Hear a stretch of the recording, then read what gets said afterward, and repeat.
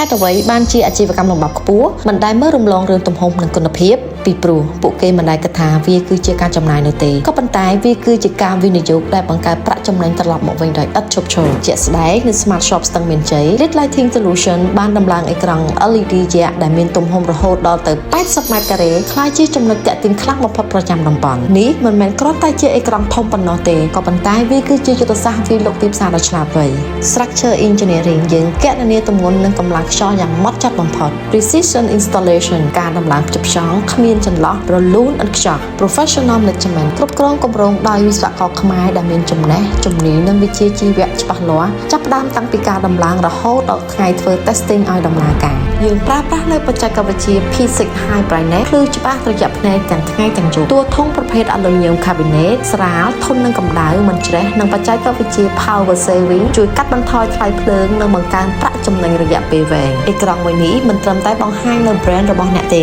ក៏ប៉ុន្តែវាជួយបង្កើននៅ brand power រាល់វិនាទីដែលអតិថិជនឆ្លងកាត់គឺជាឱកាសមាសរបស់អ្នកចង់ឲ្យអាជីវកម្មរបស់អ្នកក្លាយជាចំណុចចាប់អារម្មណ៍និងបង្កើនប្រាក់ចំណេញរយៈពេលវែងមែនទេតាក់ទងមក LED Lighting Solution ឥឡូវនេះ comment ពាក្យថា LED LS ឬផ្ញើសារមកកាន់ប្រអប់សាររបស់យើង LED Lighting Solution ផ្ដល់ជូននៅប្រព័ន្ធផ្សព្វផ្សាយដែលបង្កើនតម្លៃអាជីវកម្ម